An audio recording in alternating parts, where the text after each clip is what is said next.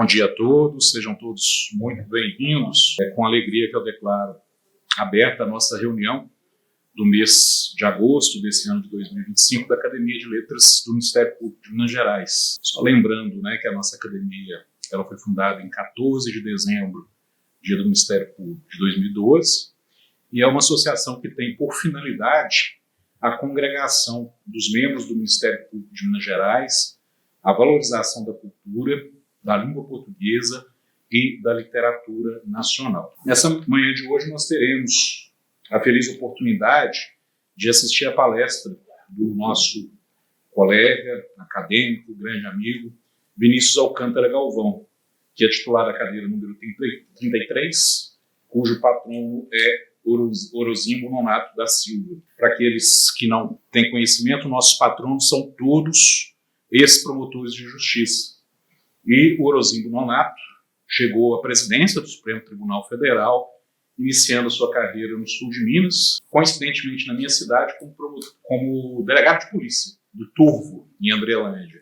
Depois ele vai para a Euroca e, na sequência, ingressa na magistratura. Na década de 50, chega ao Supremo e, em 1956, assume a presidência do Supremo Tribunal.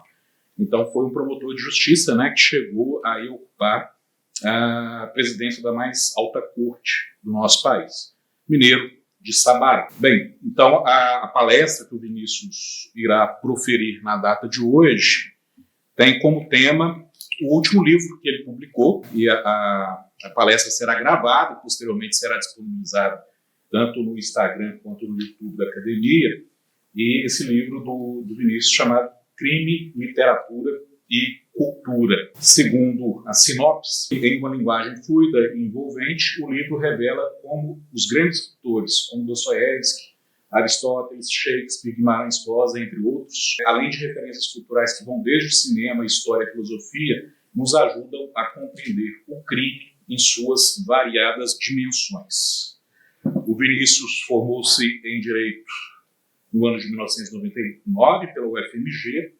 Em 2001, ingressa no Ministério Público, meu colega de concurso, entramos juntos, uma honra para mim, e atuou nas promotorias de justiça de Governador Valadares, Mantenas, Salinas, Congonhas, onde tive a oportunidade de trabalhar com o Vinícius, sobretudo na defesa do patrimônio cultural, e atualmente está lotado na promotoria de Itabirito. Ele é um renomado palestrante sobre o Tribunal do Júri, inclusive com palestras proferidas em outras unidades da Federação, é membro aqui da Academia Mineira do Ministério Público, Academia de Letras do Ministério Público, cujo patrono é exatamente o Orozimbo Nonato, e tem 2 livros publicados, O Júri e Sua Retórica, A Lógica do Discurso, já na sua 3ª edição, e essa obra mais recente, Crime, Literatura e Cultura, que foi publicado pela De Plástico em 2023. Então, Vinícius, é com grande alegria que nós o recebemos. Gostaria de chamá-lo para vir ocupar o seu espaço. Você fica à vontade, se preferir falar sentado ou de pé, a palavra é sua. Bom dia a todos, Inicialmente eu quero agradecer pelo convite, dizer que é uma grande honra estar aqui hoje na sede da Associação Mineira do Ministério Público, através de uma iniciativa da Academia de Letras do Ministério Público de Minas Gerais, no qual eu tenho muito orgulho de participar, juntamente com todos os confrades. É uma oportunidade muito grande de dialogar sobre cultura de forma geral, sobre literatura, sobre humanidade, e saber como essas referências impactam na nossa compreensão do direito e principalmente na nossa compreensão da vida, porque o ser humano é fundamentalmente um ser cultural inserido em determinado contexto histórico, cultural, com valores que se espraiam de uma maneira direta e indireta e vão formar, sobretudo, os nossos valores. Quando se fala de cultura, eu penso inicialmente no mundo greco-romano. Por que no mundo greco-romano? Porque lá advém grande parte das nossas referências culturais e institucionais. Recentemente, eu estava numa sessão do Tribunal do Júri e o juiz ele proibiu que a família ostentasse as camisas com as fotografias da vítima. Eu disse, ora, isso pela jurisprudência é sobretudo um direito de manifestação com sede constitucional. Mas, a meu ver, é muito mais do que um direito de manifestação. Se nós formos ver Fustel de Coulanges na Cidade Antiga, que é uma das grandes referências culturais, vai se ver que a família antiga, ela se forma justamente na necessidade de as pessoas consagrarem culto aos antepassados. Então, quando se fala de lá, se fala de deuses lais ou manes que protegiam aquele ambiente doméstico.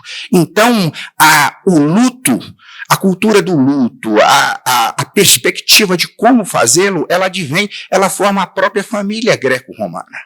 Isso também tem o conceito de domicílio, porque Cícero dizia que nada é mais sacrilégio do que invadir um domicílio, justamente porque ali tem uma conotação ética, religiosa funda. Então, quando eu digo que aquela manifestação ela deve ser corrigida, porque não é só um direito de manifestação, e se fosse, não se pode falar só de um direito, porque isso tem uma dignidade, uma estatura muito grande, mas, além de tudo, é compreender que isso nos forma enquanto sociedade lá na Grécia.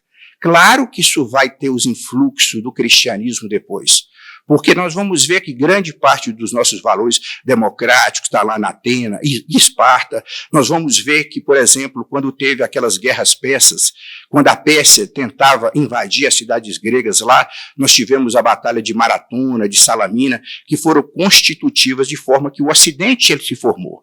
Porque o rei Dario, o rei Xerxes, eles queriam dominar aquela área. Se eles tivessem tido êxito, talvez essa ideia do que nós cunhamos como Ocidente. Porque quando se fala de Ocidente, você fala de várias referências. A filosofia é algo ocidental. Você pode falar de filosofia chinesa, mas de uma maneira não técnica, porque a filosofia é o quê? É o conhecimento das causas. Isso vai surgir com Tales de Mileto, lá na Grécia. Então, essa concepção da racionalidade vai embasar e vai nos dar valores também, porque nós somos uma sociedade argumentativa, que vai buscar na ciência, depois de ter vários percalços, isso vão formar valores. Mas além dos valores gregos, e os valores romanos, que eles são muito frutíferos no aspecto da democracia, da filosofia, mas eram civilizações que elas cultuavam uma certa barbaridade. Em Atenas, por exemplo, isso está até naquele filme, Os 300 de Esparta, que tem o Rodrigo Santoro, que é o artista brasileiro, que ele faz o rei Xerxes. Quando as crianças nasciam, se elas fossem deformadas, se elas tivessem qualquer anomalia física, elas eram mortas, jogadas num despenhadeiro. Então, é uma sociedade que cultuava, de determinada maneira, a violência. Nós vemos em Roma, no circo romano, e vai surgir o cristianismo. O Cristo foi morto numa cruz. Olha que ser morto na cruz era algo que era a situação mais degradante, inimaginável. Quando Caio Graco, ele mata Espartacus, que era um escravo que queria fazer uma revolta contra Roma. Ele coloca todos aqueles corpos em cruzes na Via Ápia para que eles fossem comidos por abutres, por urubus. E veja que o Cristo houve uma dificuldade, até dentro da própria religião, de conceber que um Messias, que seria Salvador, ele viesse para ser crucificado. É a ideia que é melhor sofrer do que causar sofrimento. E ele vai buscar justamente uma guinada de concepção que os últimos vão ser os primeiros. O que significa? Aqueles que são estupriados, aqueles que eram, por serem deformados. E veja que quando o nazismo tenta buscar referência em Esparta, que a juventude hitlerista tinha que ser forte, veja como é complicado abandonar os valores cristãos. Então, era valorizar aqueles que precisam, as entidades filantrópicas vão surgir. Quando se tem a Revolução Americana e se fala que aqueles valores são valores autoevidentes, eles não são valores autoevidentes. Eu estava lendo um livro recente que eu gostei muito, de um historiador chamado Thor Holland. Ele disse até que quando ele fez o seu livro sobre os aspectos históricos do cristianismo, ele teve o cuidado para que ele não fosse para as páginas, para as prateleiras da apologética, não que ele fosse contra, mas é um livro de história, mostrando que quando, por exemplo, na Revolução Americana se dizia isso, ora, são valores autoevidentes. Não são valores autoevidentes, são valores cristãos. E o próprio socialismo se baseava, apesar de uma outra conotação, na ideia que os últimos vão ser os primeiros. Por isso que o nazismo, o fascismo, são muito piores do que o comunismo, embora esses movimentos de massa tenham causado tantas mortes, mas eles tinham a base de que essa valorização de todas as pessoas. Então, quando a gente tem concepção, arquétipos, valores, olha como isso influi no direito. A questão da família, a questão do domicílio e a questão da compaixão. Eu fazia uma sessão do tribunal do júri em que o réu tinha arremessado uma pedra contra o carro da vítima. A vítima caiu, eram 2 réus. Quando a vítima caiu, ele foi chutar a cabeça da vítima que balançava no volante. Eu disse, olha que crueldade, para que esse impacto? Por que ele não sentiu uma comiseração? E eu citei à época o discurso de Rousseau, porque Rousseau falava, olha, não vamos falar do amor, esse sentimento tão além das sombras que nos permeiam, mas vamos ter compaixão. Compaixão é o quê? É condoer-se com aquele que sofre.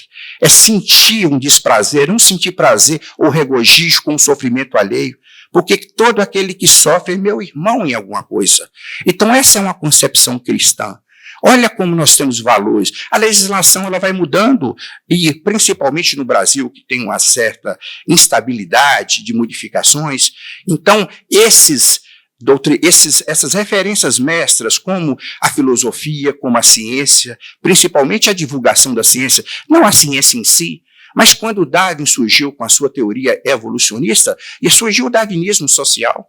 Então veja as implicações quando Freud, e nem sempre com a compreensão exata do que ocorre efetivamente, às vezes ia com a vulgata, mas quando Freud vai falar sobre o consciente, sobre o inconsciente, sobre o id, sobre o ego, sobre o superego, essas são referências que vão permear a nossa civilização. Os filmes que nós assistimos, os valores que nós cultuamos. Olha a situação da mulher. A mulher, e veja que em 1949 houve a publicação de um grande livro por Simone de Beauvoir. Simone de Beauvoir foi esposa de Jean-Paul Sartre. Ela até fez romances, ela queria ser mais conhecida como romancista. Sartre também é um grande escritor, ele escreveu A Náusea também, que é um romance conceituado, mas ele não se vingou como um grande romancista efetivamente, como foi Camus na França ou outros. Mas em 1949, Simone de Beauvoir escreve O Segundo Sexo. O segundo sexo é o sexo feminino. Então ela escreve no segundo livro, ninguém nasce mulher, torna-se mulher. Veja que mulher é muito mais uma construção social do que uma construção biológica. E olha como as situações se modificaram. Eu me lembro que recentemente, depois que eu acabei o meu livro, eu falei assim, e agora eu vou ler uma série de outros livros, porque eu estava lendo mais referências próximas daquilo que eu pudesse escrever. E eu resolvi ler Os Miseráveis de Victor Hugo. Uma obra fantástica. Victor Hugo é um autor realmente que ele escreve com a dinâmica, mas são 2.000 páginas. Então é preciso você ter uma disciplina. Eu disse, olha, eu tenho que ler no mínimo, eu estava aqui no recesso, eu não ia viajar, eu tenho que ler no mínimo 100, 150 páginas por dia, senão eu vou perder o fio da meada. Então é um autor que, apesar de ser grandioso, fantástico, é um autor que hoje em dia é difícil pela dinâmica, pelo tempo. E teve uma passagem em Victor Hugo que me chamou muita atenção, que ele conta lá que uma mulher tomou um tapa na cara do marido. Então ela ficou condoída com aquilo e foi contar para o pai. Quando ela contou para o pai perguntou assim, onde que ele bateu em você? Bateu no meu lado direito, então virou o outro lado, ele bateu no outro. Aí diz assim, agora fala para o seu marido que se ele bateu na minha filha, eu bati na mulher dele. Então veja, até 2005, os crimes sexuais eram defendidos sob a rubrica dos crimes contra os costumes. O que são costumes? Não são referências diretas, não é a voz primeira, protagonista da mulher, é a mulher sendo defendida como inserida num sistema de proteção familiar. O casamento da atingida sexualmente podia ter o famoso casamento na delegacia, era extinção de punibilidade. Isso nós estamos falando em 2005. 2015, olha que foi preciso um movimento. Quando eu falava no júri, eu disse, quando se fala, eu participei de uma sessão do júri, em que o réu antes falou assim, não, matou, mas matou por amor. Eu disse assim, senhora, você falou que matou por amor, por que ao invés de você cometer o homicídio passional, você não cometeu o suicídio passional? Não que eu esteja a reivindicar, mas é uma possibilidade. Por que essa sanha, esse amor ensandecido é sempre para matar o outro e não para se matar? E eu lembrei de uma grande obra da literatura, que é O Sofrimento do Jovem Verde, de Goethe, em que deu até uma onda de suicídio na Europa, em que o jovem apaixona-se por uma mulher casada, Carlota, pensa em matá-la, matar o marido, mas ele mata a si mesmo. Então disse, olha, essa sanha poderia se voltar. E eu sempre mencionava uma passagem de Roberto Lira, que diz assim, o amor nunca foi ao banco dos réus, não. Quem vai ali é o ódio na sua forma mais encarniçada. O amor está na cifra de natalidade, não de mortalidade. O amor põe, não tira a gente do mundo. O amor está nos berçários e não nos túmulos. E eu citei um segundo momento que foi crucial, que foi em 1977, quando Doc Street matou Ângela Diniz. Ângela é chamada Pantera de Minas. E no julgamento que ocorreu em Niterói, tem até um vídeo que passa pelo YouTube, o Evandro Lins Silva, que também foi procurador da República, ele chegou a ser ministro do Supremo Tribunal Federal, ele chamou ela dos adjetivos mais rotundos, de messalina, então colocando a culpa na mulher. E ela foi praticamente absolvida, que teve uma pena com desclassificação para 2 anos. E as feministas, na época, se revoltaram. Falaram, isso não pode acontecer. E começaram a colocar slogans e cartazes dizendo, quem ama não mata, para que se extirpasse da consciência brasileira essa simpatia com o homicídio passional. E no segundo julgamento que ocorreu em 1980, já teve a reversão e Doca foi efetivamente punido, porque houve uma mudança social. Hoje o Supremo Tribunal Federal, de maneira muito acertada, não aceita a tese da legítima defesa da honra, lavou a minha honra com sangue, quer dizer, algo que não pode ser mais aceito. Embora essas teses, elas não são apresentadas diretamente, mas elas acabam podendo ser apresentadas de uma forma subsidiária. Por isso que é perigoso a gente estar sempre esse contato. Um terceiro momento que ocorreu foi com Daniela Pérez, que foi morta, e Glória Pérez iniciou aquele processo para recolhimento de 2 milhões de assinaturas para que o homicídio qualificado passasse a ser crime hediondo, que não serviu para o seu caso, obviamente, pelo princípio da reserva legal, mas que era uma perspectiva para o futuro. Então, são mudanças culturais que vão acontecendo, que elas mudam drasticamente a nossa maneira de perceber. E o feminicídio veio em 2015, agora em 2024 teve uma outra modificação, que o feminicídio passa a ser crime autônomo. Então, são modificações muito recentes. Então, essa frase de Simone de Beauvoir ainda é muito viva, mostrando que a construção do papel biológico da mulher, do respeito, é uma necessidade que as promotorias elas têm sempre uma preocupação de ter absoluta prioridade no combate ao feminicídio, à valorização da mulher, à valorização de uma série de situações. Além de dizer sobre essas perspectivas, porque os autores, os grandes escritores, eles são as nossas referências. Eu, por exemplo, eu tenho em Dostoiévski uma leitura fundamental que mudou muito a minha concepção de vida. Mas eu quero aqui falar sobre uma relação entre retórica e literatura. A palavra retórica ela ficou muito desgastada por causa de Platão, porque os sofistas, na Grécia Antiga, eles estavam maravilhados com a situação da democracia. A democracia usava como instrumento a palavra. As decisões eram tomadas na assembleia, na ágora. Então as pessoas tinham que dispor dos seus raciocínios e depois que tinham aquelas discussões, tinham as votações. E os sofistas, apesar desse nome ficar sofismo, um nome pejorativo, mas eram grandes professores de retórica, como Protágoras, como outros que ensinavam essas técnicas, e eles cobravam para ensinar essas técnicas hoje. Hoje também o que tem de gente cobrando aí em rede social para dar curso, então, assim, então o sofista queria o dinheirinho dele também, não sei até que ponto isso era tão deplorável ou não, mas ele sofreu uma crítica acerba por parte de Sócrates e de Platão. Agora, quando se fala da retórica e da filosofia, nós vamos voltar um pouco atrás e vamos ver com o mestre Iáguia, que ele vai dizer o seguinte, ora, a retórica e a filosofia, elas nasceram da poesia homérica. Hoje é difícil ter uma referência de como Homero era importante na Grécia. Nós tivemos 2 grandes poetas que são basilares, Hesíodo escreve a natureza dos deuses, e a primeira geração de deuses, a segunda, e os Zeus, ele está na terceira geração, mas nós temos Homero, que tinha referência, e Homero ele tinha aquele tom cerimonioso. Quando Fênix, que era o professor de Aquiles, ensina, diz, ora, eu ensinei para que você possa proferir palavras e realizações, mas ele falava de uma forma cerimoniosa.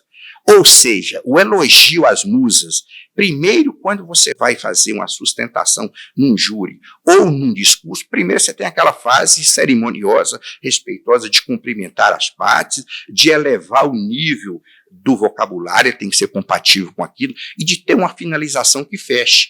Ou seja, a retórica, a oratória, ela busca um formato, ela tem o seu formato na Poesia homérica. Por isso que, às vezes, quando você tem um orador que tem uma capacidade de falar mais bonito, ou de ter uma entonação, de ter uma eloquência, isso é uma parte constitutiva. Não que seja obrigatório, o orador ele pode falar de uma maneira mais restrita às provas, mas o nascimento, o DNA, a retórica é filha da poesia homérica. E nós temos poetas, por exemplo, quando a gente pensa em Castro Alves, que ele é dito como se fosse um poeta tribunício.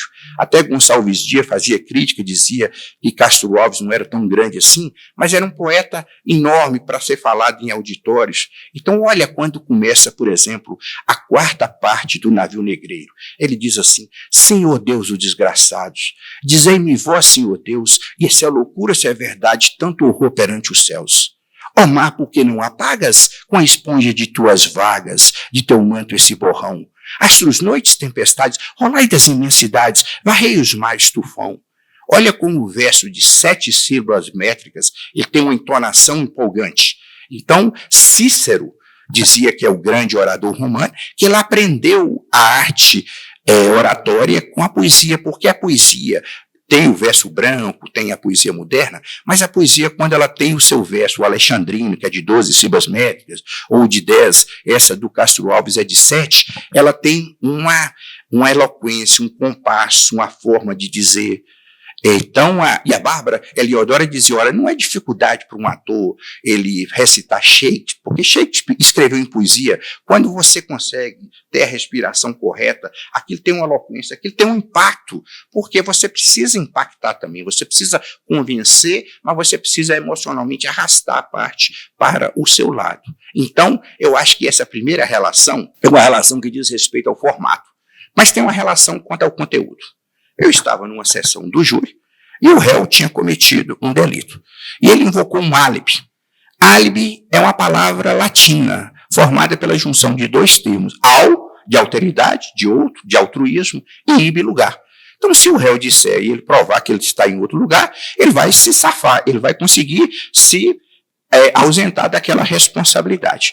Só que ele dizia, mas ele não sabia nada do dia onde que ele esteve, como é que foi, a situação e tudo. E eu disse que aquilo ali não era compatível, porque ninguém vai esquecer um fato tão fundamental na vida. Aí o advogado pegou e me fez um desafio. Eu disse, pois eu desafio o doutor Vinícius. Era um dia lá que tinha feito o crime, vamos supor que fosse 23 de outubro. Eu desafio o doutor Vinícius voltar aqui. Ele vai ter que dizer tudo que ele fez nesse dia, tudo que ele fez, porque senão ele não pode falar isso do réu, não. Eu olhei aquilo e falei, calma. Aí eu voltei para poder fazer a réplica. Falei assim, olha, primeiro que eu não vou lembrar o que eu fiz, porque esses dados não são importantes para mim. Veja bem, quando eu faço uma consulta médica e o médico atende 20, 30 pessoas durante o dia, ele se esquece. Mas eu não vou me esquecer, porque aquele fato, principalmente se eu tiver com uma enfermidade pior, é um fato muito significativo para mim. Então é assim que a memória ocorre. E eu me lembrei, na ocasião, de um poema de Drummond, um poema chamado Memória, que é lindíssimo, que diz assim: amar o perdido, deixa confundido este coração. Nada pode o olvido, contra o sem sentido o apelo do não. As coisas tangíveis tornam-se insensíveis à palma da mão, mas as coisas findas, muito mais que lindas, essas ficarão. Então eu digo, a memória só retém aquilo que é fundo, aquilo que é importante. Então, por isso que eu não vou me lembrar o que eu fiz aquele dia, porque é um dia banal para mim, entre tantos outros dias. Mas se o réu, ele diz que estava em outro lugar e ele é acusado, ele teria que esmiuçar esses detalhes todos aqui. E ele não faz. Então, essa questão referente ao seu álibi foi derrubada ali também por esse argumento e por outros argumentos. Ou seja, a literatura ela vai nos dar referências de conteúdo, mas ela tem uma referência de forma, porque a oratória tem uma pretensão estética. Quem vai dizer? Quem vai fazer uma palestra? Ele tem uma preocupação de formatar, de como. Porque quando você tem um assunto, por exemplo, se for um texto filosófico, e é todo o texto, se ele for bem escrito, ele facilita a compreensão, então você tem que ser o mais claro possível, o mais assertivo, para que aquilo ali alcance. Mas a preocupação de um texto científico ou de um texto literário, ela não é tanto quanto ao formato. Na literatura, o formato é 90%. Alguém diz, olha, eu tenho uma grande ideia, mas como é que eu escrevi? Eu consegui transformar essa grande ideia num romance? Aí eu vou ter que ler o romance para saber se ele foi bem pausado, encadeado, se os personagens foram entrelaçados. Além da história, o mais importante para um literato é a forma como ele escreve. Então, você tem uma preocupação com a forma. E o discurso do júri, ou o discurso jurídico, ele tem uma preocupação com a forma. Porque nós já temos isso do passado, até o Antônio Cândido falava, porque, por exemplo, quem eram as grandes referências de intelectualidade no século XIX no Brasil? Era Rui Barbosa. Rui Barbosa, muito mais do que um escritor, era um orador. Então, ele tinha aquela entonação eloquente, grandiloquente, veemente, e o falar bonito encanta. Então, por quê? Porque o objeto, ele nasceu ele tem como ventre materno a poesia homérica, que ela era cerimoniosa, bem formatada. Então, por isso que nós temos que compreender quais são os mecanismos, o que a gente vai compreender do arsenal que a gente usa para que a gente possa utilizá-lo de uma maneira mais adequada. Um outro tema que eu pensei em dizer, que também mostra como essas relações elas são bastante imbricadas e elas exercem uma influência muito grande, é a questão da responsabilidade. A responsabilidade, o direito vai dizer que as pessoas, quando elas nascem, elas não são ainda totalmente capazes. A criança é de 0 a 12 anos, de acordo com o ECA, e o adolescente de 12 a 18 anos. E depois a pessoa vai ter a completa responsabilidade penal, de forma que se ele comete o crime, ele vai poder pagar. Essa questão quanto à quantificação e a escolha da idade, isso depende de cada legislação. Nos Estados Unidos, por exemplo, como a legislação penal ela é estadual, nós vemos que alguns estados é 21 anos, alguns são 16, alguns são 18, mas é uma escolha que uma sociedade faz. Agora, a questão da responsabilidade, no fundo, nós temos a visão da corresponsabilidade. O que significa isso? Por exemplo, Marat, lá na Revolução Francesa, vai dizer, ora, e o criminoso não é tão culpado, porque o culpado é, em grande parte, a sociedade que não lhe deu as condições específicas para que ele pudesse se desenvolver. Então, há uma corresponsabilidade por parte da sociedade. Há um poema de Bertolt Brecht, quando ele fala da infanticida Mariana Farrar, que ela comete um crime, que ela pega o seu rebento, o seu filho, coloca numa latrina ali, mas ele diz, ora, e tenham piedade, vós que nasceis em berço esplêndido, porque ela sofre, que ela padece dessas circunstâncias.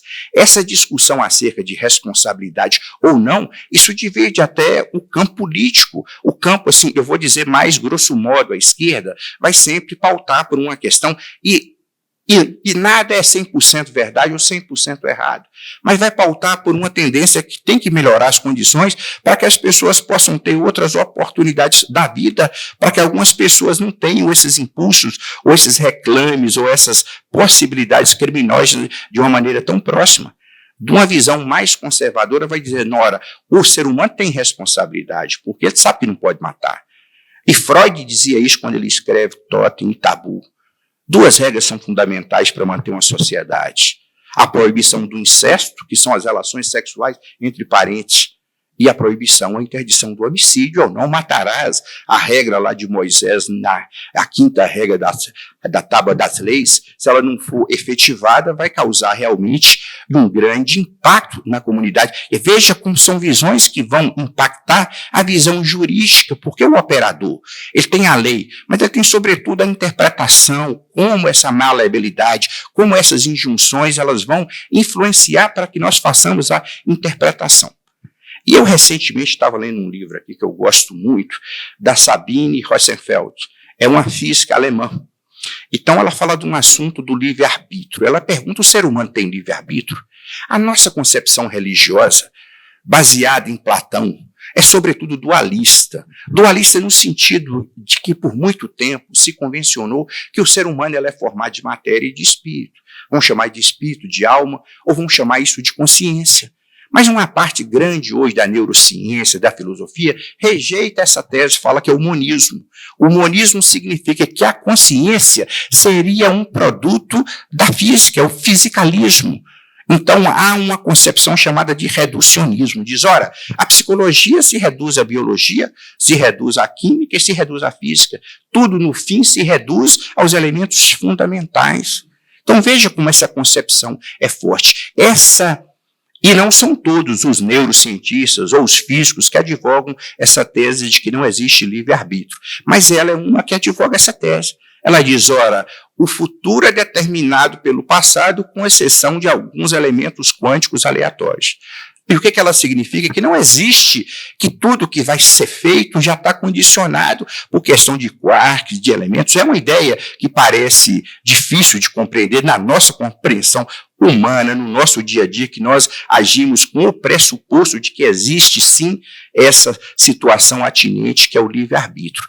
Aí depois ela vai dizer, ora, mas como nós vamos resolver a questão da criminalidade com esse pressuposto? Ela diz, ora, não existe problema se não tem livre-arbítrio, mas nós sabemos que precisamos encarcerar os criminosos. Mas veja, esse tipo de raciocínio, ele vai levar que a pena ela serve não como uma punição, mas como uma ressocialização. Ele vai dizer que a pena, na verdade, daqui a pouco, o objeto que nós estamos a tratar no direito, que é o crime, que é o criminoso, vai passar a ser disputado por outras áreas, por áreas científicas e por áreas médicas.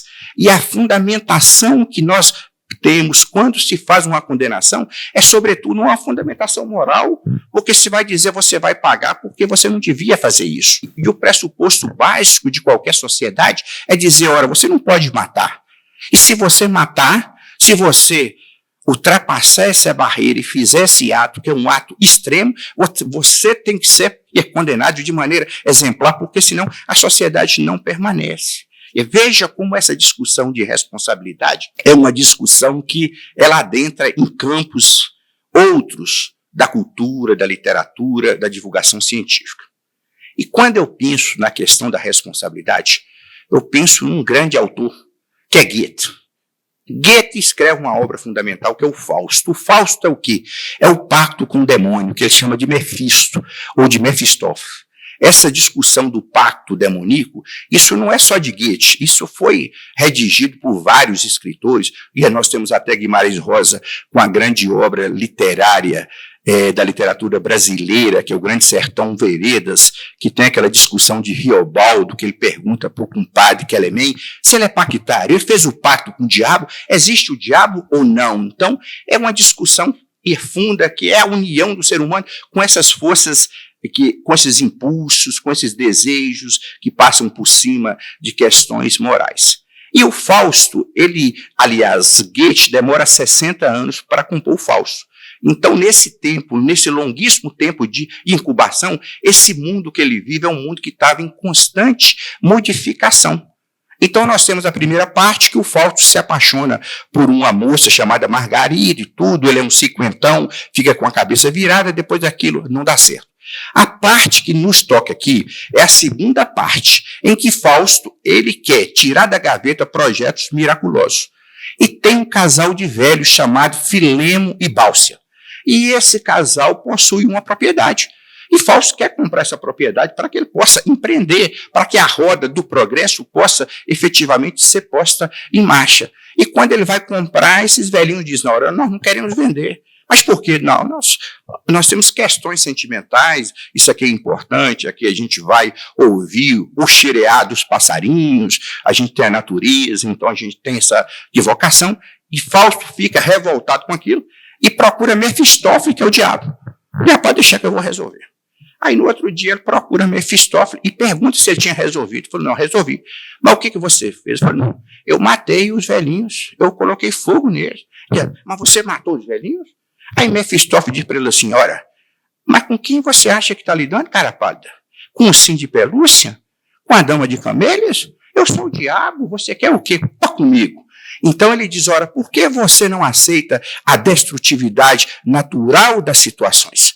E o que significa? Esse pasmo de Fausto não tinha qualquer lógica. E ele dorme. E quando Fausto dorme, ele vê 4 mulheres espectrais vindo em sua direção. A pobreza, a necessidade, a culpa e a ansiedade. Ele recusa as 3 primeiras e fica apenas com a ansiedade, que é um componente inseparável do ser moderno. Agora, olha como isso impacta essa questão da responsabilidade fáustica. Quando houve um derramamento de petróleo no Golfo do México, ainda é Golfo do México, apesar de Donald Trump ter dito que é Golfo da América. Então, quando houve esse derramamento, houve uma mortandade de peixes muito grandes e queriam responsabilizar as pessoas. E os diretores, eles diriam, eu não sei o que estava acontecendo, mas como um diretor, como um alto executivo, como um CEO, não vai ter conhecimento da dinâmica financeira e operacional de uma grande petrolífera. Aí se decidiu nos Estados Unidos, com aquele espírito mais pragmático norte-americano, que a partir de determinado momento, os diretores, os CEOs, vão ter que assinar os balancetes das companhias, para que eles não possam dizer que eles não sabiam das opções financeiras. No Brasil, o que ocorreu recentemente? Rompimento de barragens. E quando tem um rompimento de barragem que eram feitas por métodos a montante, com baixa tecnologia de segurança, aí eles dizem, ora, eu não sabia que isso podia acontecer. Como é possível que um diretor, que um presidente de uma grande companhia, de uma grande mineração, ele não saiba aquilo que aconteceu? Ora, ele está se excusando nessa irresponsabilidade fáustica, do falso que olha para o diabo e diz, ora, mas você matou os velhinhos? E ora, mas eu sou o diabo, a minha natureza é matar, você me procurou para quê? Você, obviamente que você não pode se excusar, dizer que você não tinha conhecimento. E veja como as coisas se diluem, porque a maldade é o quê? É esse padrão dissociativo. Nós estamos acostumados a identificar o mal através de uma bolha, aquilo que está longe da nossa bolha, aquele criminoso que mata com a faca, obviamente, que ele é mau, que ele é agressivo, que ele é mal educado, que ele rompe, que ele ataca crianças, que ele ataca mulheres. Esse padrão é mais fácil de ver. Mas e quando são crimes corporativos, omissivos, de grandes diretores que usam terno Armani, usam terno Hugo Boss, que estão tomando uísque caríssimo ali? Como identificar o mal nessa situação? No tribunal do júri, e nós temos a questão do dolo eventual. E o jurista acha que ele é que está no domínio dessa situação, mas não é. Isso é o capital. Por isso, Fausto é chamado de a tragédia do desenvolvimento. E quando o capital chega, ele vai impor a sua tônica ali, independente de quem está ali ou quem não está. Então, quando se está também diante de um crime que é feito, alguém diz, ora, eu estava dirigindo a 150 por hora, fazendo um racha, eu bebi, mas eu não queria matar. Mas como não queria, você não assume que esse tipo de comportamento anterior vai acarretar aquele dano? Mas veja, aquele criminoso que matou naquela situação, ele não é o criminoso que está longe da bolha. E nós nos acostumamos nas histórias dos contos de fada. Quem é o mal? É o lobo mau, ele é disforme. Porque Chapeuzinho Vermelho é bonita. A vovó é aquela vovó tão cândida, boazinha. Mas o lobo mau com aquele dente, com aquela performance toda maligna, feia, apto a receber todos os defeitos possíveis. E a gente tem agora, por exemplo, nessa nova cultura do entretenimento que surge basicamente depois da Segunda Guerra Mundial, com os Estados Unidos, com os quadrinhos, a DC, e a Marvel, e aqueles vilões que têm aquela característica, aquele rosto, aquele timbre de voz e todo característico. Então, é fácil detectar o mal nesse padrão, mas quando ele foge, e o mundo que nós vivemos hoje é um mundo entrelaçado, é um mundo em que as responsabilidades não se tornam mais tão visíveis. E a gente vê, por exemplo, que quando ocorre algum acidente, matam vítimas, porque a pessoa dirigia naquelas condições de irresponsabilidade, ele tem também aquela condição, mas eu não queria, eu não sou mau. E aí a questão do espelhamento, porque nós vamos sempre espelhar quando julgamos. E o jurado, ele vai se colocar basicamente ou na posição do réu ou na posição da vítima. E quando é nesse contexto, um pai que está sentado ali, ele pode perceber que o seu filho também poderia ter feito aquilo. Olha como esses vetores todos, eles misturam, eles embaralham de uma maneira diferente, porque antes da era fáustica, antes do capitalismo, era o período medieval, era o feudalismo. O filho de sapateiro vai ser sapateiro, não tinha mudança, tinha um nobre, então a sociedade era estratificada. Inclusive, na Idade Média, se falava que a cobiça era uma usura, aquilo era um crime capital. E quando Adam Smith surge, é justamente a teoria econômica, a primeira coisa que vai se fazer é ressignificar esses valores. A usura passa a ser o motor do capitalismo, a intenção, o arrojo, o empreendedorismo. Então, esses valores, eles são colocados em marcha e eles mudam a estrutura geral do nosso pensamento. O que nós fazemos aqui, o Código Civil, o Código Penal, às vezes, de uma maneira achando que nós estamos entrando a fundo, mas nós estamos respondendo a impulsos, que são impulsos que vêm de uma maneira geral com toda a coletividade, ou de uma maneira mais larga ou de uma maneira mundial. Tem um autor, o Jorge Caldeira. O Jorge Caldeira, ele escreve a história da riqueza no Brasil. Ele diz, ora, como é o conceito de lei no Brasil? Normalmente se queixa dizendo que o brasileiro não tem apreço pela lei. Mas ele diz, ora, no Brasil colônia, quando se falava de lei, eu vou dizer lei aqui num sentido mais amplo, a lei como um sentido normativo de quem pode ditar regras, a lei era sempre quem? Era sempre o cobrador de imposto, que chegava para cobrar imposto da população. Então, a população que estava ali se virando da maneira que era possível, trabalhando, ele tinha uma ojeriza, porque sempre chegava alguém para fazer uma derrama, para cobrar mais impostos para a coroa. Então, a lei ela não é vista de uma maneira direta como algo que fosse favorável a toda uma coletividade, porque o nosso sistema colonial, o nosso sistema de dominação territorial, geográfica, política, simbólica, ele nunca foi algo que agregasse a comunidade como um todo. Então, há essa desconfiança. Então, quando se fala da lei, ele tem essa desconfiança que a lei é o seguinte, aquilo a lei para os amigos da lei, a lei para os inimigos, a lei para os outros, a lei para quem está aqui embaixo. Então, essas noções elas não são comungadas num sentido unitário, isso faz toda a diferença. Tem uma passagem magnífica no Grande Sertão Veredas, que é o julgamento de Zé Bebelo. Zé Bebelo tinha cometido um delito lá, ele ia ser julgado pelos jagunços. E os jagunços começam a falar que tipo de delito que ele fez e tal, e tem um lá que diz assim, ora, o que ele fez? Ele guerreou igual a gente. Ele pode ter crime para juiz de direito, para promotor, para delegado, para nós que somos sertanejos, ele não tem crime. Porque existe uma normatividade que era da direção, que era das elites, que era própria e voltada aos interesses exclusivos umbilicais daquela elite, e uma normatividade que era próxima da população. Quando se está, por exemplo, no tribunal do júri, e você faz uma sustentação contra a tentativa de homicídio, a tentativa é algo grave do ponto de vista subjetivo. Uma primeira reação do jurado é dizer assim, mas foi só uma tentativa? Só é um sentimento de diminuição daquela gravidade daquele ato. Ou seja, se eu me preocupar apenas em mostrar que ele infringiu a lei, que olha, ele foi lá, deu um tiro, apesar de não ter acertado, isso é ilegal. Isso aparentemente já seria suficiente para que eu buscasse a condenação. Eu não tenho que achar que o brasileiro que se acomodou com certas formas de violência, porque o Brasil é um país extremamente violento, do cangaço nordestino, das formas de ocupação hoje pelas milícias, pelo espaço urbano, que é usurpado por bandos armados que corrompem a noção de sociedade. Ou seja, eu não tenho que dizer só que descumpriu a lei, eu tenho que dourar a pílula, eu tenho que agregar desvalor, mostrar que a tentativa, se eu deixar de puni-la, numa segunda oportunidade, ele pode vir e pode conseguir, ou seja, e aquele ato ele é reprovável, ele vai ser punido numa quantificação, obviamente, menor do que a quantificação atinente ao delito consumado, mas ele precisa ser condenado. Então, eu preciso compreender que essa referência de lei, nos Estados Unidos e na Alemanha, cada país ela tem as suas conjunturas pessoais.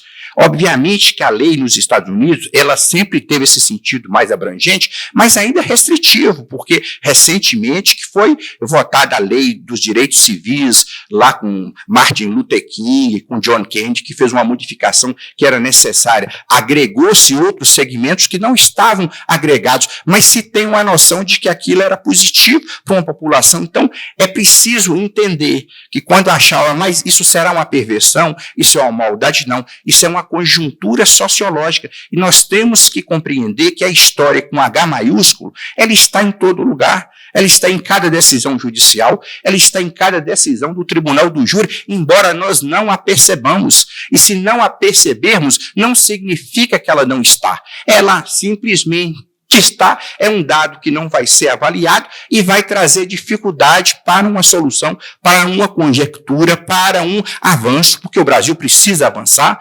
Nós temos essas nossas raízes sociológicas, mas precisamos galgar, porque a criminalidade tem tomado conta do espaço brasileiro. É preciso uma conscientização por parte da sociedade.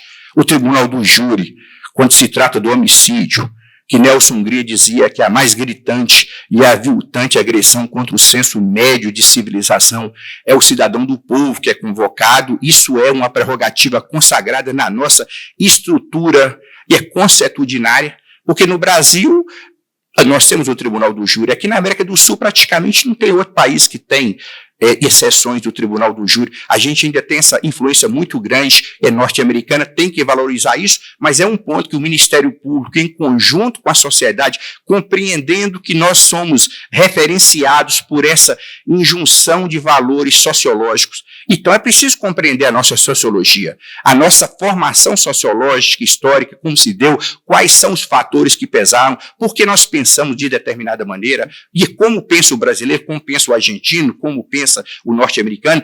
Isso é referenciado com a cultura e com a história de cada contexto específicos, mas há ideias que são ideias mundiais, como aquecimento global, a necessidade de uma pacificação entre os povos, a questão do cristianismo ou a questão dos valores gregos, que são valores que se ramificaram basicamente para o Ocidente. No Oriente há uma diferenciação, e até a cultura religiosa deles, é o confucionismo, o hinduísmo, tem outras matrizes, outras perspectivas, outra forma de avaliar qual que é a conduta que se deva tomar. Então, acho que é importante, quando se fala de cultura, de literatura, eu acho que são vários os segmentos que eu poderia colocar aqui, isso a gente ia buscar compreender como esse mecanismo ele nos fortalece, e eu vou encerrar aqui com uma questão de Dostoiévski. Dostoiévski é um escritor que está amplamente situado no cenário do século XIX. E ele está preocupado com uma questão que é muito angustiante para ele, e quando Goethe morreu, Goethe já estava preocupado com isso no início do século XIX, a chamada morte, entre aspas, de Deus, ou a falta de Deus como referência. Até aquele momento, a cultura era toda inserida numa abóbada maior, que é a questão da divindade, da vida extracorpórea, pós-túmulo, que vai fundamentar os nossos atos. E começa a se dizer que Deus não existe, e começa a se falar do niilismo, que é a refutação de todos os valores. E Dostoiévski diz assim, ora, ele tinha horror, porque ele era um cristão fervoroso, a pensar que os seus atos não vão reverberar numa outra instância. Ele dizia, aquilo que eu faço, se eu faço mal, aquelas pessoas que trucidaram crianças, isso vai ser recomposto? E existe uma justiça divina que vai transpor, que vai consertar, que vai amalgamar essa situação, é tudo pó. Ele tinha horror a pensar que o universo não tinha sentido ou que não tinha propósito. Então, quando ele escreve Crime e Castigo, o seu personagem principal é Raskolnikov, que é um estudante de direito. Ele tem dificuldades financeiras, ele tranca a faculdade. E quando ele era estudante ainda, ele fez um artigo para um jornalzinho da faculdade de direito. Então ele escreve, ele divide os seres humanos entre seres humanos ordinários, que são aqueles que têm que cumprir a lei, e seres humanos extraordinários. Ele diz, ora, por que eu tenho que cumprir a lei? Se Napoleão, se Moisés, se Maomé não a cumpriram e ainda foram condecorados, aplaudidos, por que eu tenho que cumprir? Porque se não existe Deus, qual a moral que me inibe de fazer? Por que eu não posso usar elementos utilitaristas, elementos quantitativos? E ele começa a penhorar bens com essa agiota chamada Aliena Ivanova. E essa agiota é ruim, ela cobra bastante tudo. Aí ele começa a pensar, ora, se eu matar essa agiota, eu vou causar o bem, porque ela preme muitas pessoas aqui com esses boletos, com essas cobranças, ela impede que pessoas se desenvolvam, ela causa muito sofrimento. A morte dela, eu posso, por exemplo, pegar esse dinheiro que ela amealhou com o sofrimento de tanta gente e aplicar em instituições filantrópicas. O que me impede? Quantitativamente, é muito melhor eu fazer isso do que eu não fazer. E ele parte para matar a Aliena Ivanova. E ela mata. Só que no final ele vai purgar. Por isso que o nome do livro é Crime e Castigo. Ele vai dizer, ora, não foi nenhum sentimento altruístico, Mas foi a minha perversão no mais alto grau que me fez matar. Eu não poderia ter transposto essa linha, esse não matarás, porque essa é uma regra que deve ser vivenciada pelas pessoas. Eu tive algo parecido, que eu participei de uma sessão do júri. Eu disse, ora, eu estou vendo Raskolnikov aqui. Um irmão matou o outro. Por que ele matou? Porque esse irmão que morreu batia nos pais, batia no irmão. Era uma causa de sofrimento interminável. Ele dizia assim, não adianta eu falar isso para a polícia, porque vai fazer aquele boletim de ocorrência e nada vai ocorrer na prática que impeça essa situação. O advogado, no começo, ainda falava da legítima defesa putativa, dizendo que ele achou que tinha que se abaixar, mas depois ele veio quase que direto, pedindo o direito de matar e pedindo a possibilidade. Isso é mais perigoso hoje, porque a sociedade acostumada com essa violência, ela busca formas de autocomposição. E o jurado ele não tem que prestar justificativa, ele tem que dizer sim ou não. Ele absolve sim ou não. Se 4 disserem sim que absolve, ele vai ser absolvido. Então, era preciso convencer que ele não pode fazer aqui, que ele não pode transpor. Eu disse, ora, o que é o direito? Eu vou pensar aqui em Thomas Hobbes, porque Thomas Hobbes falava do Leviatã, que é o monstro bíblico. O Leviatã é o quê? É o Estado que surge para pacificar situações. Porque antes, o ser humano ele podia ser o mais forte dos seres humanos, mas ele ia dormir. Quando ele dorme, ele podia ser alvejado pelo mais fraco e débil dos seres humanos. Ou seja, ele precisava entregar parte dessa liberdade limitada a um órgão, que é o Estado. A partir do momento que ele faz esse contrato, e esse contrato ele tem que ser assinado, reassinado, ficticiamente, a todo momento, só o poder público tem a titularidade de punir, porque essa é uma exclusividade do poder judiciário, representado pelos órgãos de persecução e pela apresentação da denúncia que é feita pelo Ministério Público. Se nós abandonarmos esses postulados, essa regra, nós vamos abandonar a concepção de Estado. Mas havia uma intenção grande ainda de se... E eu fico sabendo de alguns casos em que se absolve nessas situações, porque há essa tendência, então, há essa questão de como resolver e o que nós temos que fazer e é sedimentar que a nossa solução é a solução da lei. O que nós podemos fazer e é pleitear que as leis elas sejam mais compatíveis, porque a absolvição, aliás, a impunidade, ela não é só absolvição, é também a aplicação de penas pífias.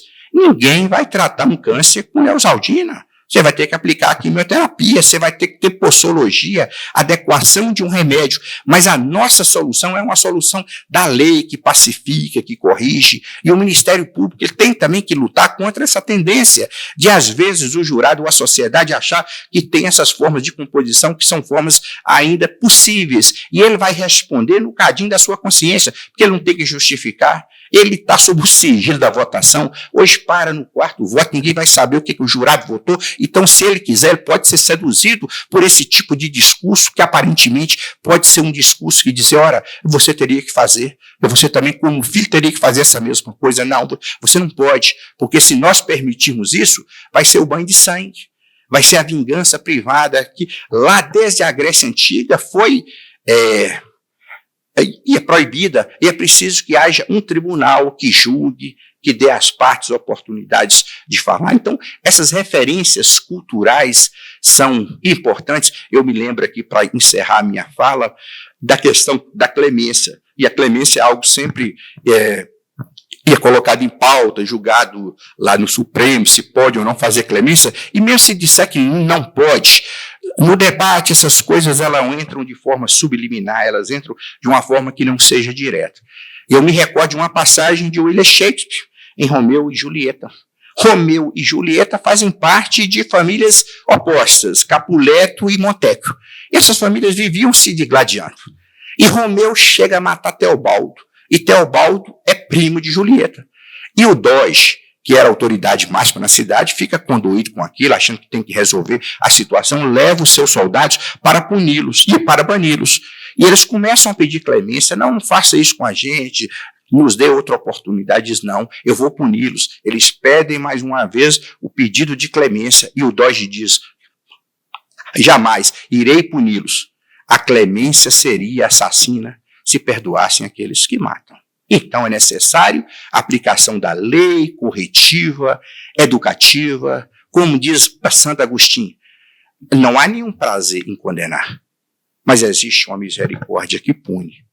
Acho que é em nome dessa misericórdia que pune, que o valor de um promotor de justiça, que é muito grande, outras instituições, outras profissões são muito nobres, mas eu falo particularmente a função que nos incumbe de representar essas vozes da sociedade, de carregar valores, porque um promotor de justiça, seja na parte ambiental, seja na parte do tribunal do júri, ele propugna a aplicação da lei, mas ele comunga valores com a sociedade. Quando é uma questão ambiental, é necessário esse contato diuturno com as associações, com as entidades, com o debate. Quando é no tribunal do júri, é dizendo, eu estou aqui para preservar valores, e uma sociedade, ela só se mantém de pé, e se ela sabe quais são os seus valores fundamentais, e se ela os defende de maneira tenaz quando esses valores são colocados em risco. Então, essa é a missão que nos toca como promotores. Acho que essa correspondência com a literatura, com o cinema, com a lei,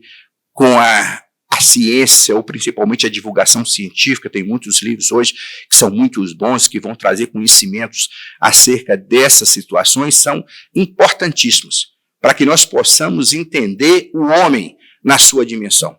O que ele representa, quais são as suas angústias, porque quando se trata de justiça, é fazer justiça para pessoas, para consciências, para sentimentos, para expectativas de famílias das duas partes ou de várias partes, quando há desastres ambientais. Então, é termos essa compreensão, e a literatura, a cultura de forma geral nos ajuda, porque nós temos que sair do espectro desse ser humano médio que se fala no direito. Não existe o ser humano médio, o que existe é o ser humano com as suas complexidades. Então, a literatura, quando se quer conhecer, por exemplo, o sentimento de uma época, nada melhor do que ler um grande romancista. Eu recentemente li alguns livros de um autor norte-americano que eu gosto muito, que é o Philip Roth. Ele escreve livros sobre a segunda metade do século XX até agora, essa questão americana, essas discussões que nós temos no Brasil hoje, que muitas delas nasceram nos Estados Unidos, essa discussão de blocos, de visão, de perspectivas diferenciadas, e os americanos, como eles têm o poder econômico, e principalmente aquilo que eles chamam de soft power, porque há o hard power, que a União Soviética teve depois da Segunda Guerra Mundial, mas os Estados Unidos, quando a guerra estava terminando, e o Winston Churchill queria que os americanos entrassem primeiro em Berlim. Eles não tinham essa noção de que precisavam entrar ali. Eles já tinham em Bretton Woods, que é uma cidade próxima a Nova York, em 1944, feito o Banco Mundial, imposto o dólar como moeda internacional e o inglês como moeda, como língua. Então você tem uma capacidade de dominação do cinema, da cultura, que é o soft power. Essa que é a dominação de valores, de cultura, de comungar. Isso não é mal, isso é fato. Quer dizer, isso é uma conjuntura. Quer dizer, o soft power, a cultura, o cinema, as ideias que são colocadas, é que embasam as nossas perspectivas, os nossos sonhos e a nossa forma de avaliar e as maneiras cotidianas, e principalmente na aplicação da lei, na aplicação do direito, porque a gente convive com pessoas e com expectativas que vão se interrelacionar. Eu queria aqui dizer que o meu livro, que eu produzi em 2023, Crime, Literatura e Cultura, é vendido pelo site da Amazon, é vendido no site da editora De Plácio. Eu queria recomendar, vai ser um orgulho se cada um dos confrades, das pessoas presentes, ou das pessoas principalmente também que vão assistir pelas vias das redes sociais, quiserem comprar, vai ser uma honra para a gente. E eu creio que é uma maneira de discutirmos alguns pontos. Obviamente que eu coloco algumas ideias que algumas pessoas podem concordar e outras não. Mas, para encerrar agora definitivamente, me lembro de uma frase de nosso mestre maior, João Guimarães Rosa. É pão ou pães, é uma questão de opiniões. Muito obrigado a todos. Que maravilha, Vinícius. Que aula, né, nessa manhã. É muito gratificante a gente perceber que o trabalho da academia, que é um trabalho pequeno, um trabalho ainda bastante incipiente, mas que exatamente em razão de participações como essa sua aqui nesta manhã, a gente tem a convicção de que estamos fazendo a nossa parte, né, dando aquilo que seria cabível à nossa academia, E para a gente ter você integrando os quadros da Academia de Letras do Ministério Público é um motivo de muita honra, né? Hoje aqui foi uma verdadeira aula de literatura universal, brasileira, e como que é interessante a gente perceber que o direito por si só é muito árido, né? O direito por si só, eu diria, é quase rasteiro, se ele não for permeado, se ele não for combinado com outras disciplinas, com outras ciências, com outros conhecimentos humanísticos, porque o direito por si só, né, o nosso Drummond dizia que as leis não bastam, os lírios não nascem das leis, né, e realmente é algo nesse sentido. Então, quando a gente consegue trazer para dentro do direito, para conversar com o direito, e eu acho que uma coisa que é muito importante, ministro, a gente constatar que justiça não se faz somente com leis, justiça não se faz somente com o direito. A justiça me parece que é um conceito que vai um pouco além, e há necessidade de ter exatamente esse tipo de conhecimento dos grandes clássicos, dos filósofos, enfim, para que a gente tenha condições de administrar uma justiça com mais eficiência. E confesso que me preocupa duas questões, só para terminar aqui essas considerações iniciais, e na sequência a gente abre para eventuais perguntas. Eu pedi a Vânia aí para me ajudar com o microfone, porque está sendo gravado. Duas questões que eu acho que são importantes. Primeiro, o afastamento do Ministério Público brasileiro da sua função primordial, da sua certidão de nascimento, que é o combate à criminalidade. E hoje a gente vivencia, né, eu acho que um sentimento comum, que nós estamos perdendo as rédeas do controle da criminalidade, tanto que é uma das maiores demandas da sociedade. E aí, uma questão que é para reflexão, né? Até que ponto que nós não nos afastamos demasiadamente da nossa missão primaz? Porque o Ministério Público surge enquanto instituição, né, na história da humanidade exatamente para amparar a viúva, né? Isso está desde lá do Egito Antigo. Então isso é algo que me preocupa. Eu acho que a gente precisa fazer uma reflexão interna para verificar até que ponto que nós não estamos, inclusive, perdendo a legitimidade social e colocando em risco as nossas próprias prerrogativas e missões constitucionais, abrindo perspectivas para o avanço de outras instituições que, a princípio, não deveriam ter essa vocação, que é exatamente para combater a criminalidade. A questão das vítimas, né, todos sabem o que tem acontecido aí, outras instituições se arvorando na tutela de vítimas, na esfera criminal, inclusive, quando me parece que essa função é essencialmente do Ministério Público. E, para terminar, uma outra preocupação: até que ponto que a grande quantidade de trabalho, de excesso de trabalho e do uso da tão falada, né, apregoada inteligência artificial não acaba tirando um pouco desse conhecimento, desse sentimento mais humanístico e desse conteúdo, né, do lado humano da atuação do Ministério Público, do Poder Judiciário. Isso também, de certa forma, me preocupa bastante. Mas queria, Vinícius, agradecer pela sua participação, que foi realmente muito gratificante, e a gente abre agora para eventuais perguntas, considerações, para que a gente possa, na sequência, encaminhar para o final. Eu quero só agradecer realmente, dizer assim que apesar de serem poucas pessoas, mas é um ambiente muito acolhedor, muito receptivo, então a gente fica muitíssimo satisfeito mesmo.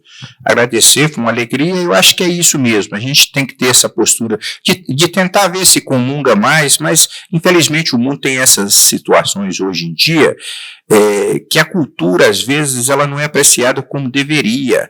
E ela passa a não ser mais uma questão assim mercadológica, muitos até que essa que é a principal preocupação, deixar de ter a cultura como algo importante. Então, esse movimento ocorre de muitas pessoas que podem ter uma cultura maior e deixam de ter, porque acha que aquilo ali não serve, aquilo ali não vê o ganho com a percepção, com a pessoa que tem uma visão maior sobre a vida, ela vai ter um ganho pessoal, ela vai ter um ganho e social, mas isso infelizmente é uma marca do nosso tempo. Então, mas de qualquer maneira eu reafirmo mais uma vez minha enorme alegria, eu acho que foi muito bom, muito frutífero esse contato aqui, então eu só tenho a agradecer ao convite e externar minha alegria por estar aqui hoje. A alegria toda nossa, viu, Vinícius? Muito obrigado. E em sinal de reconhecimento pela sua participação, pela sua dedicação, né, pela sua doação à academia, de ter saído, a gente sabe que a sua agenda é complicada, além de responder com o Itabirito, ainda coopera em outras comarcas, enfim.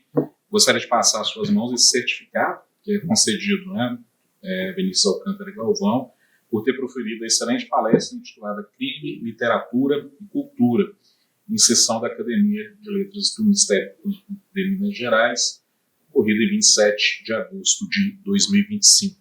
Muito obrigado. Obrigado. E também um kitzinho, links da nossa academia. Tem?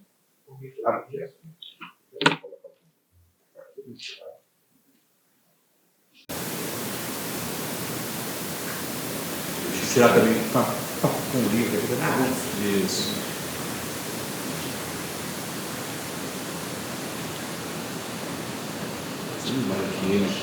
Então, muito obrigado a todos pela presença, em especial aí o Dr. Manuel Divino, o Dr. Jackson Campomise. Foi uma alegria imensa poder recebê-los para além dos nossos acadêmicos. Está encerrada essa reunião. Muito obrigado.